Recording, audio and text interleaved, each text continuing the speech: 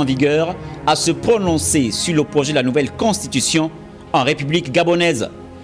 Ce sont les députés et sénateurs de la transition réunis au sein d'une assemblée constituante afin de contribuer à la naissance d'une nouvelle loi organique. Les débats étaient tendus. Cet exercice juridique qui a fait l'objet d'un marathon qui a duré pendant 10 jours durant, a été un exercice formidable. D'aucuns pensent que le Parlement en général et l'Assemblée nationale en particulier n'auraient pas eu de rôle important à jouer, qu'ils se comporteraient comme une chambre d'enregistrement. Loin s'en faut.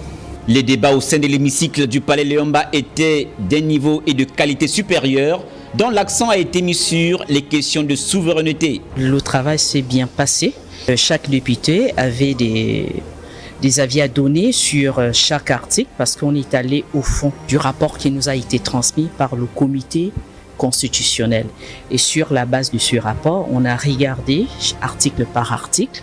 Il y a eu des articles qui ont plus ou moins demandé à ce qu'il y ait des échanges houleux, tel que l'article 53 portant sur les conditions d'éligibilité. Il y a aussi l'article sur la séparation de pouvoir, la présidence du Haut Conseil de la magistrature. 3 ou 4 points. Il y avait un point sur les conditions à réunir pour accéder à la présidence de la République, qui faisait trait à la nationalité des candidats.